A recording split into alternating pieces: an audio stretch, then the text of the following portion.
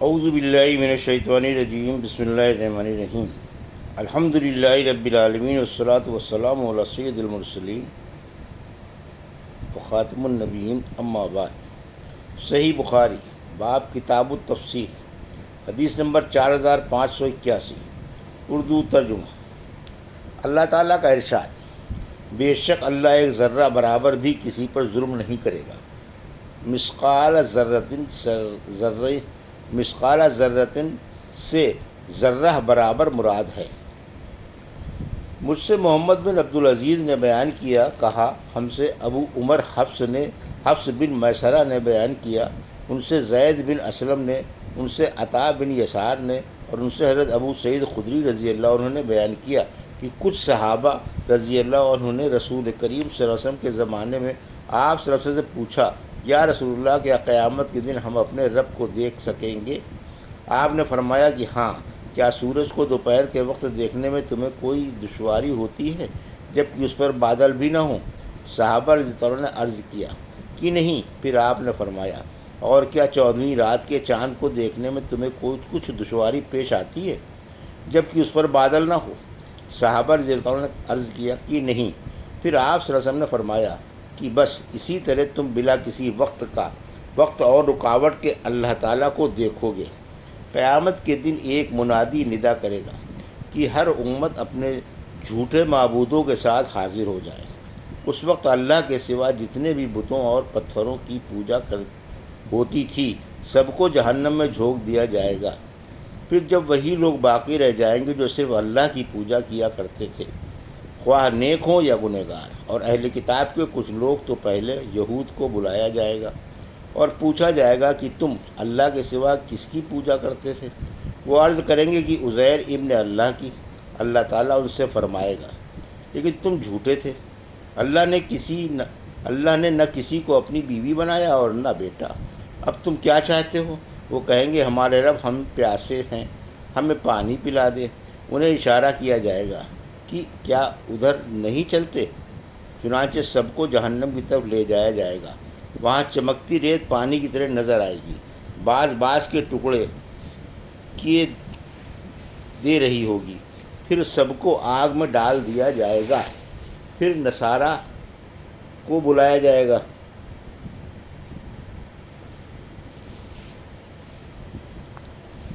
اور ان سے پوچھا جائے گا کہ تم کس کی عبادت کیا کرتے تھے؟ وہ کہیں گے کہ ہم مسیح ابن اللہ کی عبادت کرتے تھے۔ ان سے بھی کہا جائے گا کہ تم جھوٹے تھے، اللہ نے کسی کو بیوی اور بیٹا نہیں بنایا۔ پھر ان سے پوچھا جائے گا کہ کیا چاہتے ہو، اور ان کے ساتھ یہودیوں کی طرح برتاؤ کیا جائے گا، یہاں تک کہ جب ان لوگوں کے سوا اور کوئی باقی نہ رہے گا جو صرف اللہ کی عبادت کرتے تھے، خواہ وہ نیک ہوں یا گنہگار، تو ان کے پاس ان کا رب ایک صورت میں جلوہ گر ہوگا جو پہلی صورت سے جس کو وہ دیکھ چکے ہوں گے ملتی جلتی ہوئی۔ یہ وہ صورت نہ ہوگی۔ اب ان سے کہا جائے گا، اب تمہیں کس کا انتظار ہے؟ ہر امت اپنے معبودوں کو ساتھ لے کر جا چکی۔ وہ جواب دیں گے کہ ہم دنیا میں جب لوگوں سے جنہوں نے کفر کیا تھا جدا ہوئے تو ہم ان میں سب سے زیادہ محتاج تھے، پھر بھی ہم نے ان کا ساتھ نہیں دیا، اور اب ہمیں اپنے سچے رب کا انتظار ہے جس کی ہم دنیا میں عبادت کرتے رہے۔ اللہ تعالیٰ فرمائے گا کہ تمہارا رب میں ہی ہوں۔ اس پر تمام مسلمان بول اٹھیں گے کہ ہم اپنے رب کے ساتھ کسی کو شریک نہیں ٹھہراتے۔ 2 یا 3 مرتبہ یوں کہیں گے، ہم اللہ کے ساتھ کسی کو شریک کرنے والے نہیں ہیں۔ حدیث نمبر 4582، اردو ترجمہ۔ اللہ تعالیٰ کا ارشاد: سو اس وقت کیا حال ہوگا جب ہم ہر امت سے ایک ایک گواہ حاضر کریں گے اور ان لوگوں پر تجھ کو بطور گواہ پیش کریں گے۔ ممخطال اور خطال کا معنی ایک ہے، یعنی غرور کرنے اور اکڑنے والا۔ نتمس وجوہہم کا مطلب یہ ہے کہ ہم ان کے چہروں کو میٹ کر گدیوں کی طرح سپاٹ کر دیں گے۔ یہ تمس الکتاب سے نکلا ہے، یعنی لکھا ہوا میٹ دیا۔ لفظ سیرہ بمانی ایندھن کے ہے۔ ہم سے صدقہ بن فضل نے بیان کیا، کہا ہم کو یحییٰ بن سعید قطان نے خبر دی، انہیں سفیان سوری نے، انہیں سلیمان نے، انہیں ابراہیم نے، انہیں عبیدہ نے اور انہیں حضرت عبداللہ بن مسعود رضی اللہ عنہ نے۔ یحییٰ نے بیان کیا کہ حدیث کا کچھ حصہ عمرو بن مرہ سے ہے بواسطہ ابراہیم کی۔ عبداللہ بن مسعود رضی اللہ عنہ نے بیان کیا کہ مجھ سے نبی کریم صلی اللہ علیہ وسلم نے فرمایا مجھے قرآن پڑھ کے سناؤ۔ میں نے عرض کیا حضور صلی اللہ علیہ وسلم کو میں پڑھ کر سناؤں؟ وہ تو آپ صلی اللہ علیہ وسلم پر ہی نازل ہوتا ہے۔ آپ صلی اللہ علیہ وسلم نے فرمایا کہ میں دوسرے سے سننا چاہتا ہوں۔ چنانچہ میں نے آپ کو سورہ نساء سنانی شروع کی۔ جب میں فکیف اذا جئنا من کل امۃ بشہید وجئنا بک علی ہؤلاء شہیدہ پر پہنچا تو آپ نے فرمایا کہ ٹھہر جاؤ۔ میں نے دیکھا تو آپ کی آنکھوں سے آنسو بہہ رہے تھے۔ حدیث نمبر 4583 اردو ترجمہ۔ اللہ تعالیٰ کا ارشاد ہے، اور اگر تم بیمار ہو یا سفر میں ہو یا تم میں سے کوئی قضائے حاجت سے آیا ہو اور پانی نہ ہو تو پاک مٹی پر تیمم کرے۔ سیدہ زمین کی ظاہری سطح کو کہتے ہیں۔ جابر نے کہا کہ طاغوت بڑے ظالم مشرک قسم کے سردار لوگ جن کے یہاں جاہلیت میں لوگ مقدمات لے جاتے تھے۔ ایک ایسا سردار قبیلہ جہینہ میں تھا، ایک قبیلہ اسلم میں تھا، اور ہر قبیلے میں ہی ایک ایسا طاغوت ہوتا تھا۔ یہ وہی کاہن تھے جن کے پاس شیطان غیب کی خبریں لے کر آیا کرتے تھے۔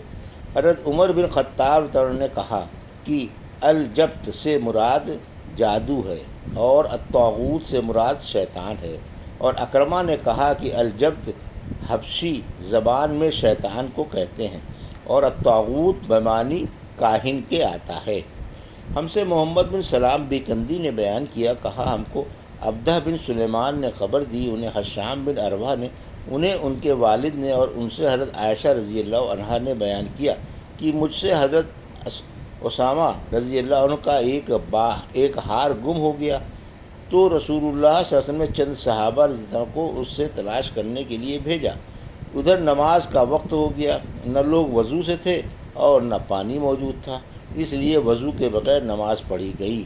اس پر اللہ تعالیٰ نے تیمم کی آیت نازل کی۔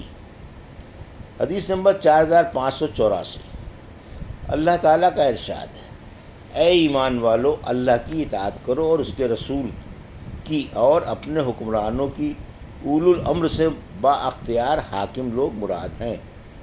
ہم سے صدقہ بن فضل نے بیان کیا، انہوں نے کہا ہم کو حجاج بن محمد نے خبر دی، انہیں ابن جریج نے، انہیں یعلا بن مسلم نے، انہیں سعید بن جبیر نے، اور ان سے حضرت عبداللہ بن عباس رضی اللہ عنہ نے بیان کیا کہ آیت اللہ کی اطاعت کرو اور رسول صلی اللہ علیہ وسلم کی اور اپنے میں سے حاکموں کی۔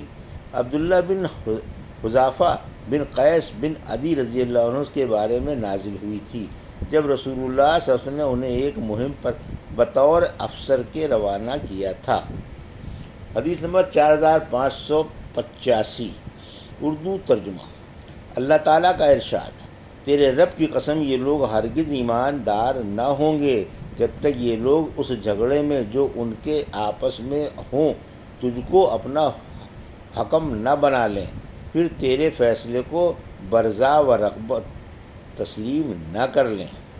ہم سے علی بن عبداللہ مدینی نے بیان کیا، کہا ہم سے محمد بن جعفر نے بیان کیا، کہا ہم کو معمر نے خبر دی، انہیں زہری نے، اور ان سے عروہ بن زبیر نے بیان کیا کہ حضرت زبیر رضی اللہ عنہ کا ایک انصاری ثابت بن قیس رضی اللہ عنہ صحابی سے مقام حرا کی ایک نالی کے بارے میں جھگڑا ہو گیا کہ اس سے کون اپنے باغ کو پہلے سینچنے کا حق رکھتا ہے۔ نبی کریم صلی اللہ علیہ وسلم نے فرمایا کہ زبیر رضی اللہ عنہ پہلے تم اپنا باغ سینچ لو، پھر اپنے پڑوسی کو جلد پانی دے دینا۔ اس پر انصاری صحابی نے کہا یا رسول اللہ، اس لیے کہ یہ آپ کے پھوپھی اور ذات بھائی ہیں۔ یہ سن کر آلو صلی اللہ علیہ وسلم کے چہرے مبارک کا رنگ بدل گیا، اور آپ صلی اللہ علیہ وسلم نے فرمایا زبیر اپنے باغ کو سینچو اور پانی اس وقت تک روکے رکھو کہ مڈیر تک بھر جائے، پھر اپنے پڑوس کے لیے اسے چھوڑ دو۔